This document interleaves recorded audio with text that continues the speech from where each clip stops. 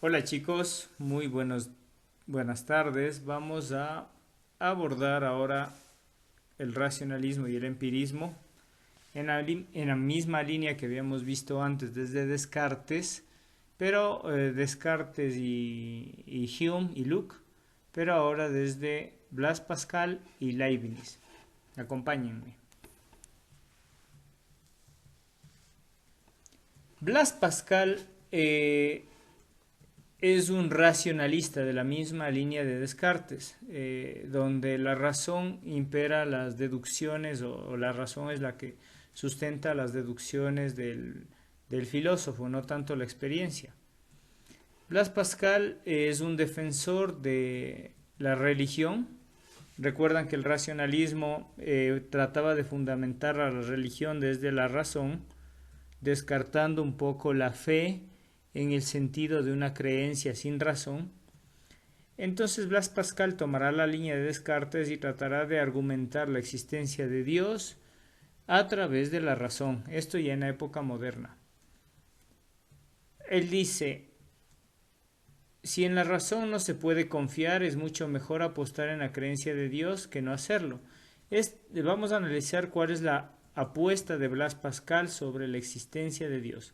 Una apuesta bastante racional, coherente y que muchos ateos les ha costado refutar.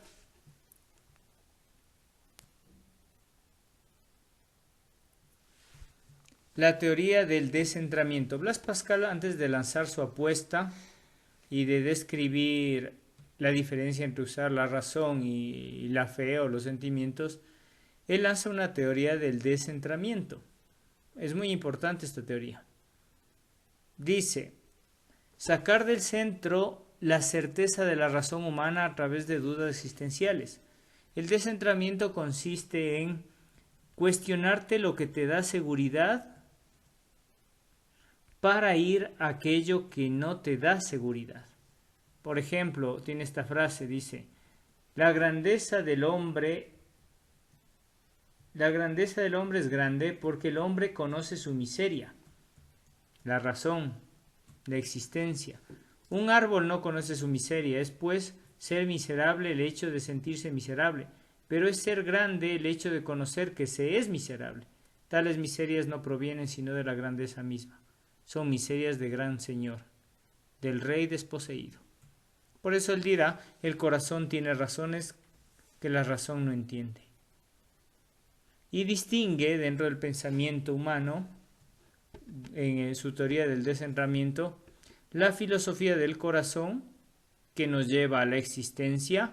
Podríamos decir que filosofías del corazón para Blas Pascal son filosofías de Agustín de Hipona, filosofías de Platón, mientras que la filosofía de la razón o la experiencia son filosofías como las de Tomás de Aquino, filosofías parecidas más al empirismo de Hume que vimos la semana pasada. Por eso él distingue que estas filosofías se dan por un espíritu de geometría y un espíritu de sutileza. Y aquí vemos algunos contrastes. El espíritu de geometría puede equipararse con la facultad de razonar, capta una verdad unívoca y cuantitativa, opera por definición y deducción.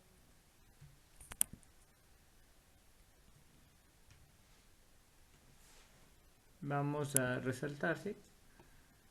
Por reglas, método propio de la actividad científica, moral del espíritu. Mientras que el espíritu de sutileza, voy a subrayar acá la palabra miseria que es muy importante dentro de lo que es el descentramiento.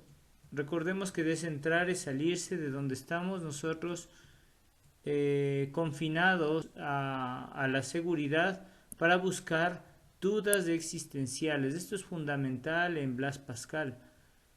Descentrarse quiere decir buscar la duda existencial.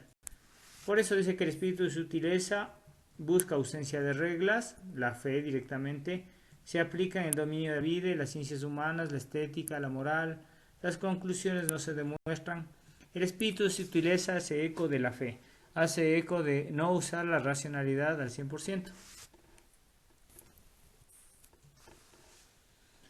Entonces, una vez distinguido este espíritu de geometría, que es más analítico, científico, y el espíritu sutileza, más emocional, de la fe, él lanza su apuesta por Dios y dirá: preguntarnos de la existencia de Dios implica que hay dos posibilidades, que Dios existe o Dios no existe. Luego, como respuesta tendremos dos posibilidades, o creemos en Dios o no lo hacemos. Pero él dice: si tú crees en Dios y mueres, por creer en Dios vas a ir al cielo. Pero si tú crees en Dios y no hay nada más allá de la vida, no pasó nada. Pero si tú no crees en Dios y hay Dios y existe el cielo, por no creer en Dios vas a ir al infierno. Pero si tú no crees en Dios, si tú no crees en Dios y no hay nada, pues no pasa nada. Entonces, según Blas Pascal, hay un 75% de probabilidades de ganar en el caso de creer en Dios y un 25% de probabilidades de ganar en caso de no creer en Dios. Así que según la apuesta de él, es mejor creer en Dios para ganar. Si Dios existe y nos dotó de razón e inteligencia, los ateos no serían castigados, pues habrían cometido un honesto error de conciencia, mientras que la fe ciega y deshonesta, una apuesta segura, sería vista no como un pecado de lo peor. Ahora vamos a ver a Leibniz. Blas Pascal centra su interés en Dios. Leibniz también lo hará, pero de una forma ya más científica, más que Pascal. Si se van dando cuenta, jóvenes, la filosofía pasó de San Agustín y Santo Tomás a confiar completamente en la revelación y la fe, a sujetarse en lo que es la experiencia. Leibniz establece una teoría, el de las mónadas. Para él las mónadas constituyen el universo. ¿Qué son las mónadas? Aquí tenemos una especie de dibujo, de gráfico de lo que pueden ser las mónadas. Son como pequeñas bolitas, pequeñas esferas, sustancias simples, verdaderas sustancias, centros últimos de la fuerza, porque el mundo es dinámico. Para Leibniz, las mónadas son las que organizan el universo. Podría decirse que este hombre, sin microscopio, ya pensó en la idea del átomo, pero estas ideas él las trajo de un filósofo griego, Demócrito, que él ya habló de las homeomerías, que eran como especie de átomos también. Si se dan cuenta, el pensamiento humano ha desarrollado el conocimiento del universo incluso sin la misma rigurosidad científica. Como estos hombres en el siglo XVI, en el siglo IV, V antes de Cristo ya pensaban en la existencia del átomo. Es increíble. Entonces ellos dicen: las mónadas no tienen ventanas, es decir, no pueden recibir influencia exterior ni pueden actuar sobre otras. Como en la mónada no hay nada material, todo cambio que queda reducido es dinamismo psíquico. Entonces, en definitiva, para Leibniz la mónada viene a ser el alma. Las mónadas no tienen partes y forman parte de compuestos.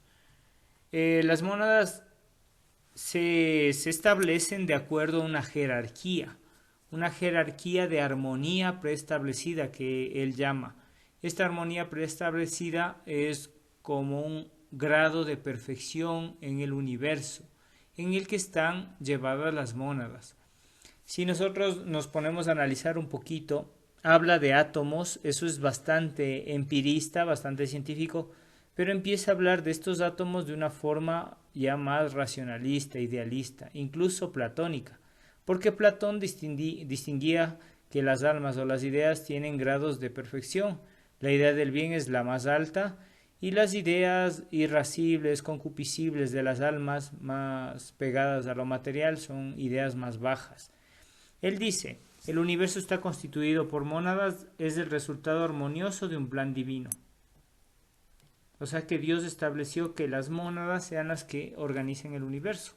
Los humanos, sin embargo, con su visión limitada, no pueden aceptar la existencia de enfermedades y la muerte como parte integrante de esta armonía universal. Es decir, para Leibniz, el universo es perfecto tal y como es, porque así debe de ser. Ya que si no existiera este universo como es, al no ser perfecto, sería cambiado por otro. Es decir, en su razonamiento, la perfección permite que el universo exista como es.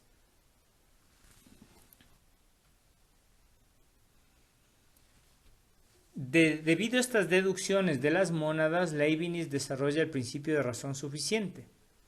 El principio de razón suficiente no es más que el principio de causalidad y dice que todo se produce por alguna razón, que es la razón suficiente, para que así sea y no de otro modo. Todo se da por algo para que así sea y no de otro modo.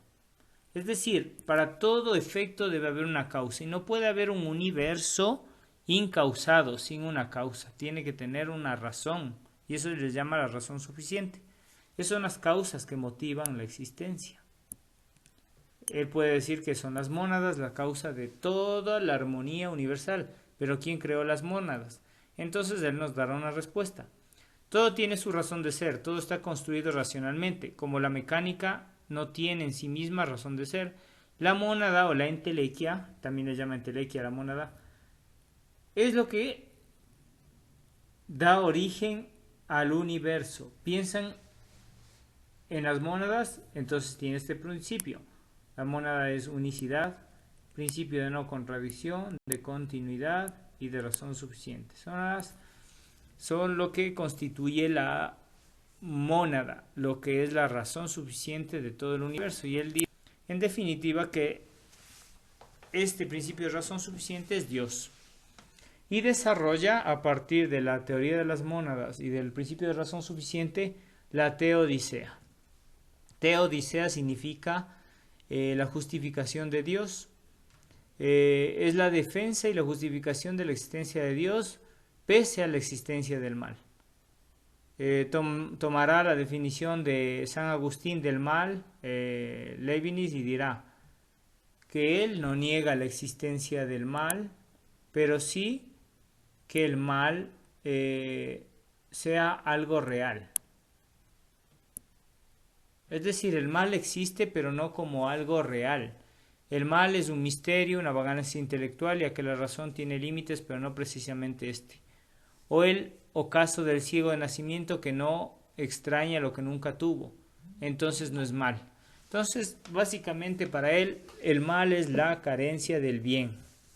Y por eso existe. Como decía en su principio de su armonía preestablecida en el universo por las mónadas, si existen enfermedades y muerte es porque así debe ser. Y eso le da perfección. Él tiene una visión optimista del universo. Y finalmente, para la justificación de Dios, que es la teodicea, él lanza 3 argumentos. El argumento ontológico, que si ustedes se acuerdan, esto lo sacó de San Anselmo. Así dice, solo Dios goza del siguiente privilegio. Es preciso que exista si es posible. Principio de razón suficiente, principio ontológico. Esto lo saca de San Anselmo. El principio cosmológico, esto lo saca de Santo Tomás. Porque hay algo en lugar de nada, la razón suficiente lo demuestra. Se encuentra en una sustancia que, en un ser necesario quiere decir Dios, que lleva la razón de su existencia dentro de sí mismo. Entonces el argumento cosmológico es que existe algo. Si no existiera nada, pues no nos plantearíamos la existencia y por eso esto es producto de la razón suficiente de un ser necesario. Y finalmente el argumento de las verdades eternas, que son las verdades que no tienen en sí misma la razón de su existencia y por tanto ésta debe buscarse en el Ser Supremo. Es decir, hay verdades eternas establecidas, conocimientos universales aceptados, y esto es gracias a que existe un Ser Supremo que las ha creado.